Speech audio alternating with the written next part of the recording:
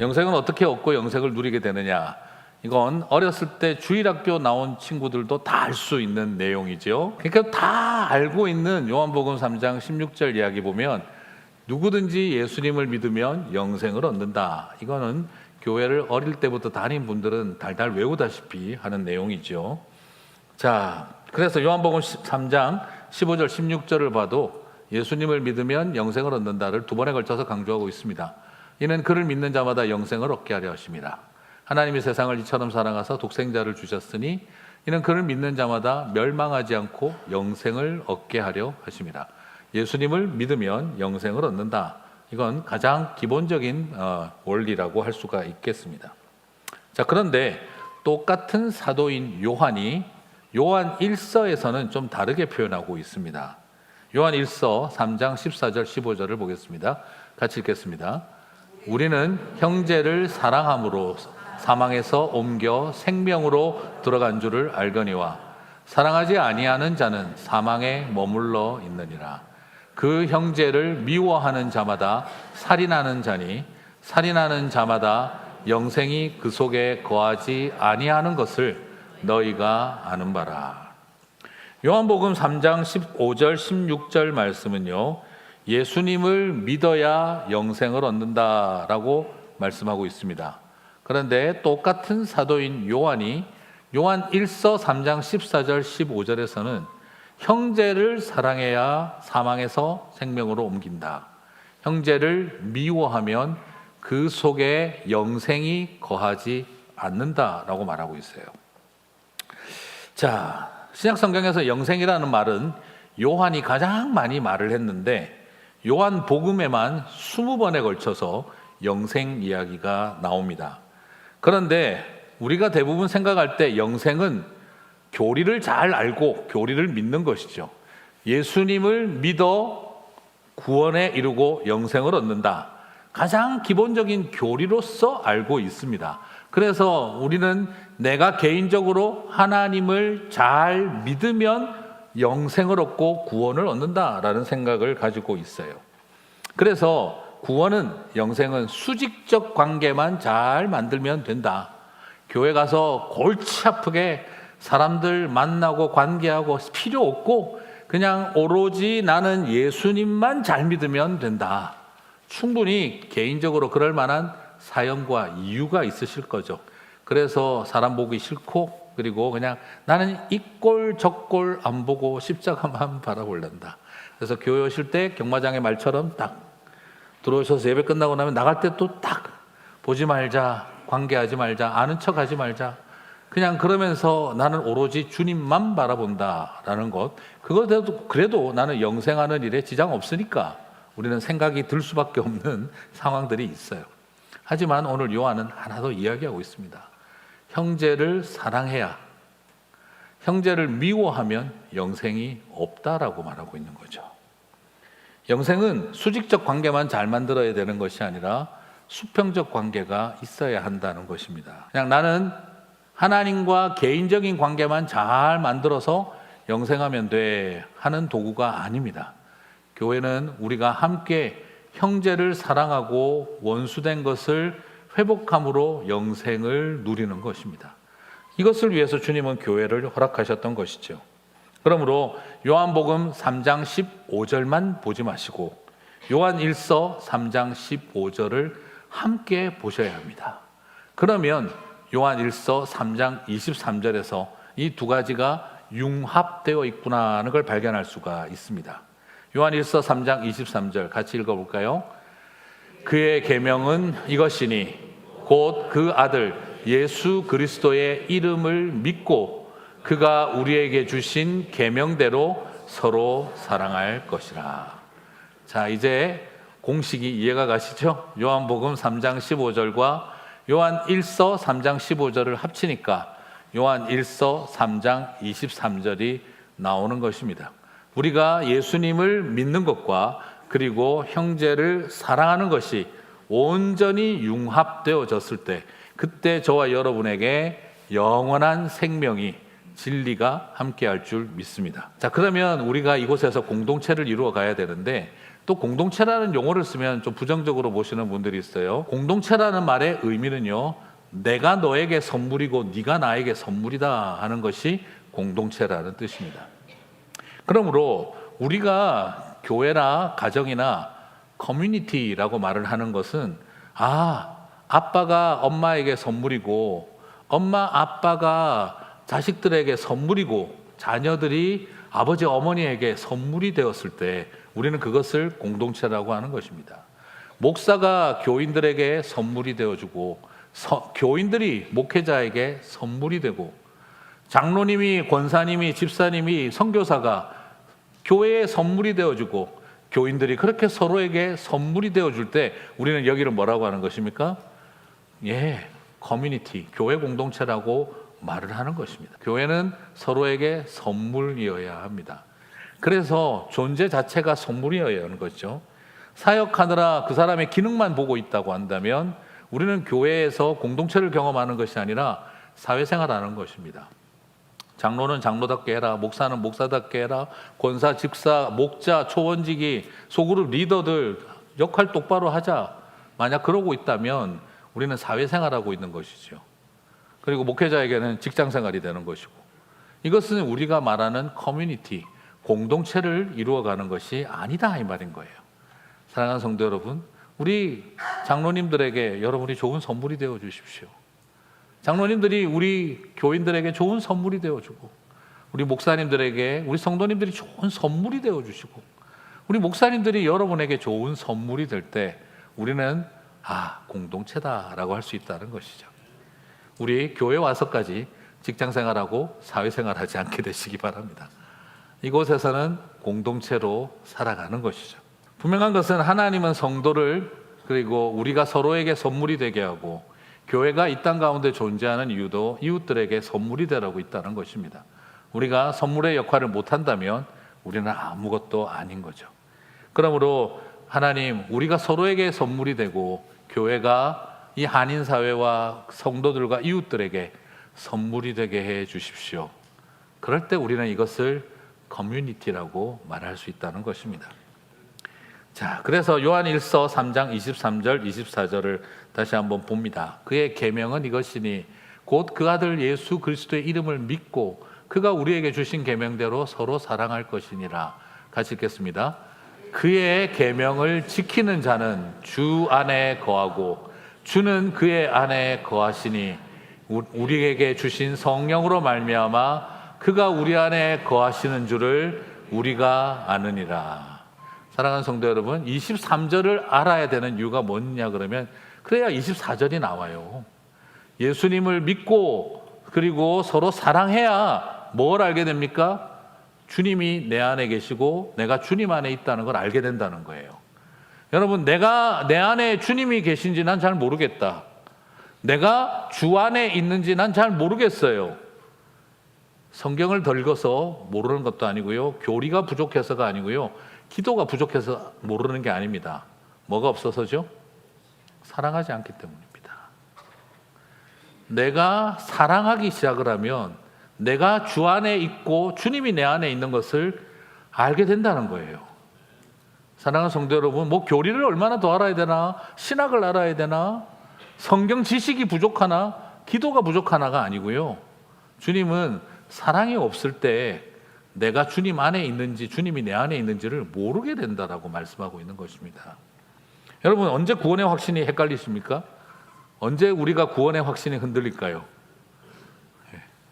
신학 지식이 부족해서요? 사형리가 가물가물해서요? 아니면 내가 교리를 잘 이해를 못해서 구원의 확신이 흔들립니까? 그렇지 않아요. 내 마음에 사랑을 잃어버리면 30년 교회 다녀도 흔들리고요.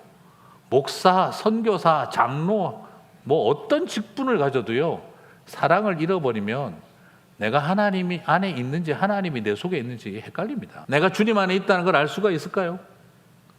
교리가 부족해서가 아니라, 체험이 부족해서가 아니라, 기도가 없어서가 아니라 사랑을 잃어버리면 40년, 50년 교회 다녀도 구원의 확신이 뭔지 내가 다니면서 강사를 해도 흔들리게 돼 있습니다. 그래서 오히려 우리에게 요한일서는 말하고 있는 것입니다. 그 사랑의 계명을 잃어버리면 주 안에 내가 주 안에, 주 안에 내가, 내 안에 주가, 이것이 헷갈리는 것입니다. 사랑하는 성도 여러분, 사랑으로 풍성하시기를 바랍니다. 그래서 사랑이 신학입니다. 사랑은 인간학이 아니라 사랑은 신학입니다. 하나님의 원리라는 것입니다. 사랑하는 성도 여러분, 이것이 우리 교회 안에도 마찬가지입니다. 여러분은 어떤 때 힘들겠어요? 배교자가 된다? 하나님과 멀어진다? 신앙이 흔들려서가 아닙니다. 사랑 관계가 고통스러우면 하나님도 멀어집니다. 네, 다 부질없고 쓸데없다 이 생각부터 들지 않겠습니까? 그것이 사람의 마음이죠. 그러므로 우리가 공동체를 만들어가는 일이 왜 소중하냐 그러면 나 혼자서 예수 잘 믿어서 영생하고 천국 갈 거라고 꿈도 꾸지 마세요. 40년, 50년 경력, 네, 4개월이면 충분합니다. 없어지는데. 오히려 우리에게 중요한 것은 공동체인 것입니다. 자, 그러면 사랑을 한다면 어떻게 해야 될까요? 말과 혀로만 사랑하지 말고 오늘 말씀을 하십니다. 자, 같이 한번 이 마음으로 사랑한다라고 말을 하면은요, 여러분 또 그런 마음이 들어요. 내가 목사님 나는 마음으로 사랑해요 이러면은 좀 말로도 좀 하세요 하고 싶죠, 그렇죠? 그리고 또 어때요? 말로만 자꾸 사랑한다 그러면 또 어때요? 뭔가 좀 행동으로 좀 해봐라 그러고 싶죠. 그리고 또 행동으로만 자꾸 하고 있으면 또 어떤 생각이 듭니까? 진정성은 있는 거니? 하는 생각이 또 들죠. 참 사랑은 이 세 가지가 붙어 다녀요. 마음이 있어야 하고요. 그 다음 두 번째는 입술로 고백하고 격려해야 되고요. 세 번째는 행동과 실천을 해야 돼요. 이 세 가지가 삼위일체처럼 붙어 있습니다. 내 마음의 진정성이 입술을 통해 고백되어지고 그리고 입술만이 아니라 행동으로 나타내야 한다는 거죠. 자, 그만큼 우리에게 사랑이라고 하는 것은요, 가슴과 입술과 손이 연결되어져 있습니다. 이건 따로 떨어지지가 않죠. 요한 1서 3장 17절 19절을 봅니다. 같이 읽겠습니다. 누가 이 세상의 재물을 가지고 형제의 궁핍함을 보고도 도와줄 마음을 닫으면 하나님의 사랑이 어찌 그 속에 거하겠느냐. 자녀들아, 우리가 말과 혀로만 사랑하지 말고 행함과 진실함으로 하자. 이로써 우리가 진리에 속한 줄을 알고 또 우리 마음을 주 앞에 굳세게 하리니. 자, 그러면 우리가 여기서 지금 봅니다. 말과 혀로도 해야 되지만 그것만으로 하지 말고 행함과 진실함으로, 진정성을 가지고 하라. 이 세 가지를 우리는 다 봤습니다. 그럼 이걸 왜 해야 되는 걸까요? 이걸 하면 무슨 유익이 있을까요? 그분들이 참 도움을 받겠지가 아닙니다. 오늘 19절을 다시 한번 보시겠습니까? 우리가 진리에 속한 줄 알게 되고 그리고 마음을 주 앞에서 굳세게 하리니, 이 말은 주 앞에서 확신을 갖게 되리니, 우리가 confidence, 확신하게 되리니. 여러분, 왜 확신이 없는 걸까요? 우리가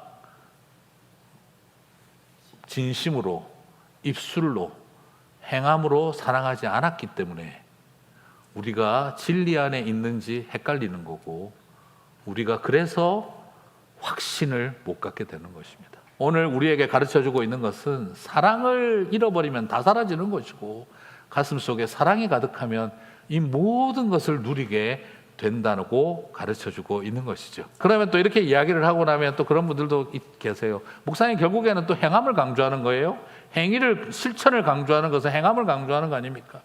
여러분, 그러나 사랑은 분명히 실천입니다. 그러나 이 사랑이 무엇인가를 한 번만 더 기억할 필요가 있어요. 히라보와 영어에서는요, 이 사랑이 이 언어들이 뭐가 있냐 그러면 L로 시작하는 세 단어가 있는데, 첫 번째 leave, 그것은 뭐냐면 맡긴다, 떠난다 이런 뜻이잖아요. 그 다음에 두 번째 love, 사랑한다. 그 다음에 또 live, 산다.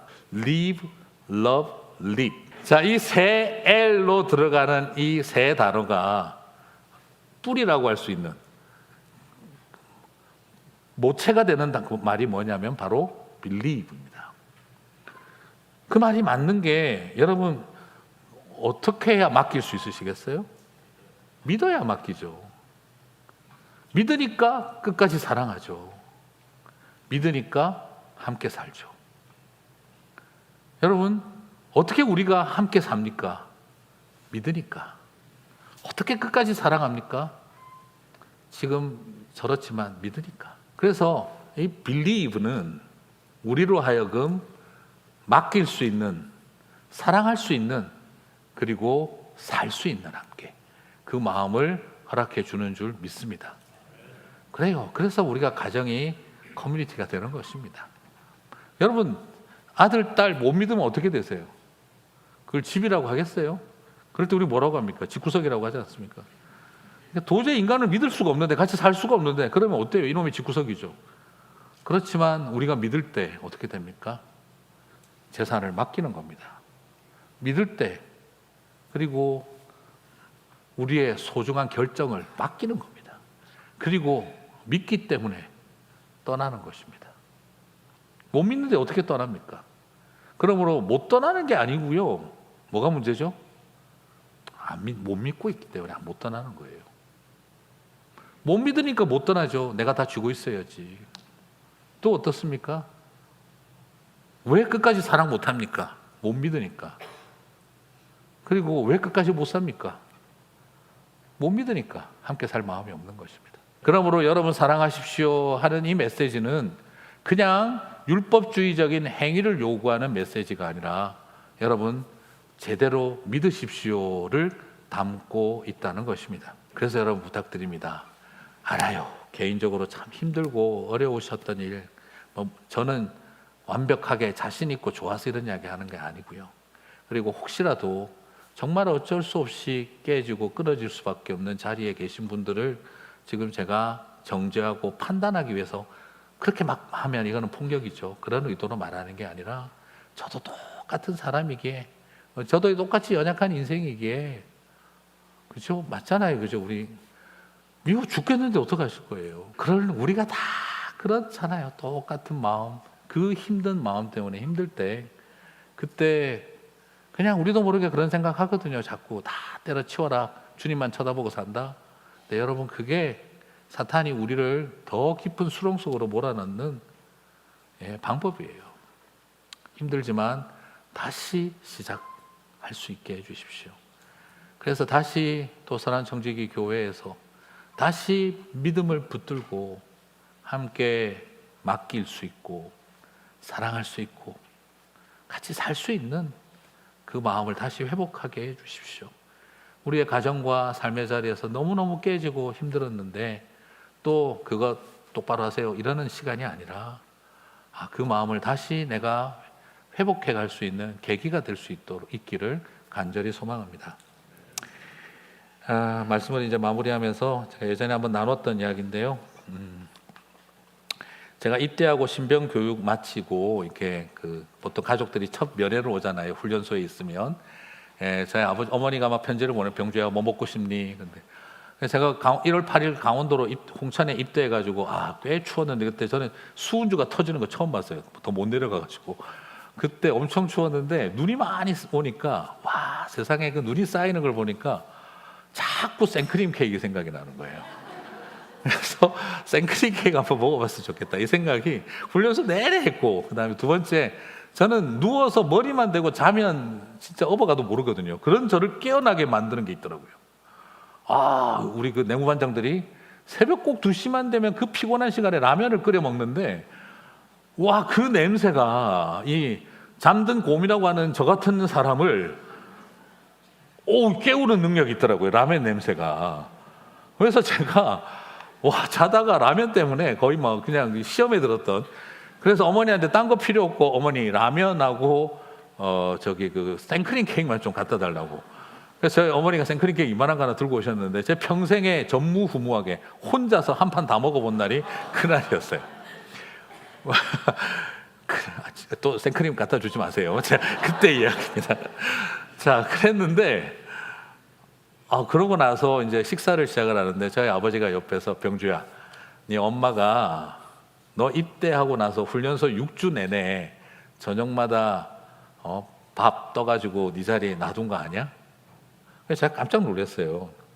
그래서 어머니 왜 저녁마다 밥을 밥상에 놓으셨어요? 그러니까 첫날은 솔직히 실수였다. 네가 군대를 갔는데도 그냥 아들이 집에 있는 것처럼 생각이 들어서 이거는 병주밥하고 밥을 차려놓고 탁 놓고 숟가락 젓가락 놓고 보니까 아 맞다, 지금 군대 갔지. 그리고 그걸 쳐다보는데 눈물이 확 나더라. 그리고 나서 그냥 아이고 우리 아들 추운 데서도 밥 잘 먹고 건강하게 있었으면 좋겠다. 그리고 같이 밥 먹는다는 심정으로 매일 저녁마다 밥 떠나 놓고 수저 놓고 같이 밥 먹는데 좋더라. 그러길래 제가 아이고 어머니 무슨 제사상도 아니고 그걸 매일 저녁마다 차려놓고 혹시 또 숟가락 젓가락 꼽아 놓으셨어요? 제가 그렇게 농담도 던지고 했었는데 저희 어머니가 막 웃으시더니 뭐 숟가락 꼽아 놓은 건 아니고. 그러고 나서 그래도 같이 그렇게 먹으니까 아들하고 같이 밥 먹는 느낌이 나서 내 눈으로 너 어떻게 했는지 보고 때까지는 내가 밥을 나도 모르게 했다. 그리고 옛날 그 전쟁통에 6.25 때 어떤 한 어머니의 이야기를 내가 들은 적이 있다.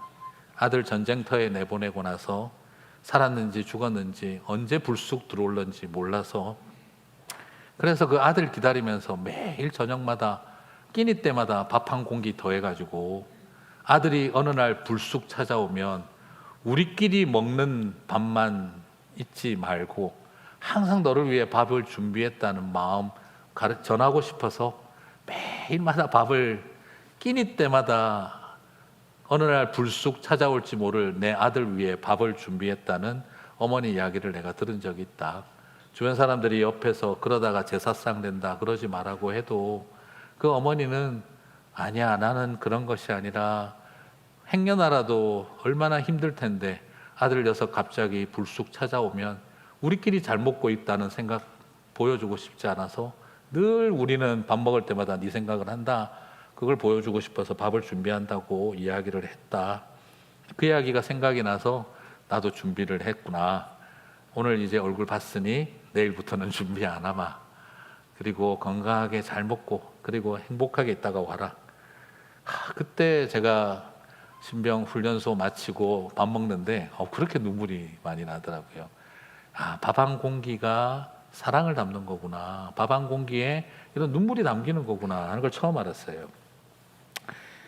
어머니는 저희 어머니도 사랑한다는 말을 잘 못하셨던 분인데 그냥 그 마음을 꾹꾹 누른 밥으로 늘 표현하고 먹고 있으면 국 더 떠먹으라고 자꾸 당신 국물 떠가지고 고기 덩어리 하나 넣어주시고 저는 그게 참 옛날엔 그게 싫었죠.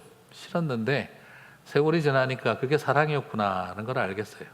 그리고 요즘 이제 어느 순간 50대 중반이 넘어가니까 집에 애들 딸내미 오고 이러면은 나도 모르게 밥을 떠줘야 되나 하는 생각이 주책이 나도 모르게 일어나는 것을 발견하게 되어줍니다.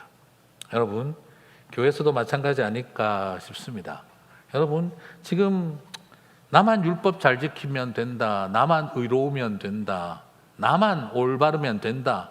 그렇게 살아가는 유대인이 부족해서 지금 주님이 저와 여러분이 교리 똑바로 갖고 신앙생활 잘하기를 바라시겠습니까?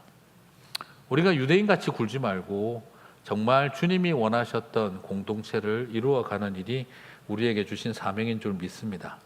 교회에서도 많은 성도들에게 밥을 해줍니다. 여러분 밥을 짓지 마시고 사랑을 지으시기를 바랍니다. 사랑을 지으시기 바랍니다. 그냥 교회에서 밥만 안다면 그건 기능입니다. 그러나 그 밥에 우리의 마음을 담는다면 우리는 사랑을 쌓아가는 일이 되겠죠. 저는 부탁드리고 싶어요. 이번에도 재직 세미나 하고 사역원 또 부장 세미나도 하고 초원직이 목자 세미나도 하지만 우리가 그런 과정을 통해서 열심히 기능적인 것만 하고 있다면 사회생활 하는 거와 뭐가 다를 바가 있겠습니까? 오히려 그 시간을 통해 사랑을 가슴속에 어떻게 하면 사랑을 담아낼까를 고민하고 그런 당회 장로님들하고 맨날 모여서 어떻게 하면은 일을 잘할까만 한다면 그게 무슨 의미가 있겠습니까? 맨날 모여서 목회자들이 앉아서 일 똑바로 잘했니 못했니 빵꾸 났니 안 났니 그걸 가지고 갈구고만 있다면 거기에 무슨 의미가 있겠습니까? 교회 목장에서 모여서 소그룹에서 모여서 잘 가르치니 못 가르치니만 하고 있다면 그게 무슨 의미가 있겠습니까? 나중에 하나님 앞에 가서 업적을 자랑하겠습니까? 하나님 앞에 가서 우리의 의를 자랑하겠습니까? 내 의를 내세우느라 주변 사람들 다치고 내 업적 쌓아가느라 주변 사람들 소외시킨다면 그게 무슨 의미가 있겠어요? 교회에서 무슨 사역에 성과를 내지 마라 이런 말이 아닙니다. 교회가 의로워야 되고 교회가 사역의 열매가 있어야죠. 그러나 내 사역만 있고 내 열매만 있다면, 내 의만 있다면 그것은 오히려 의미가 없는 것입니다. 우리는 열매를 만들어 가야 하고 의롭게 해야 하지만, 그러나 그 모든 것들이 사랑의 기초 위에 일어나야 할 줄 믿습니다. 그렇습니다. 주님을 향한 마음은 깊은데 형제를 향한 사랑이 부족해서 아닙니다. 형제를 향한 사랑이 부족한 것이 아니라 주님을 향한 믿음이 부족하다는 뜻입니다. 오늘 우리에게 다시 내 믿음이 사랑이 되게 해 주십시오. 그 고백으로 승리하게 되시기를 바랍니다. 그렇습니다. 깊은 영성으로 무아지경과 자기 해체의 경험을 할 때 내 안에 주님이 들어오시는 것이 아닙니다. 내가 주님 안에 들어가는 신비한 연합은 내가 형제와 자매를 품어낼 때 내 안에 주님이 들어오십니다. 내가 형제와 자매의 품에 들어갈 때 내가 주님 품에 들어가는 것입니다. 이것이 신비입니다. 무아지경에 들어가서 종교적인 황홀경에 유체 이탈을 하고 하나님 나라에 막 그냥 붕 오로라빛이 아롱거리고 막 그런 경험을 해야 내가 주님 안에 들어가는 게 아니라 내 안에 형제가 들어와야 주님이 내 안에 들어오는 겁니다. 내가 자매의 마음속에 들어가야 내가 주 안에 들어가는 것입니다. 그렇습니다. 뭘 대단한 일을 하려고 하지 말고 한 사발 밥이라도 정성으로 따뜻하게 짓고, 그리고 뜨겁지만 국간 봐가면서 내 마음 숙성시키듯이 김치 잘 숙성시키고, 그리고 우려낸 육수 잘 담아내어 거기 지방 덩어리 잘 깨끗이 걸러내고, 그래서 양파 총총 썰어서 잘 올려서 한 그릇 내어놓을 때 거린의 찬이라 할지라도 왕후의 밥이 되지 않겠습니까? 그 마음으로 우리가 함께 나아가는 곳에 주님께서 우리와 함께 하시고 내가 진리 안에 있다는 것을 발견하게 될 줄 믿습니다.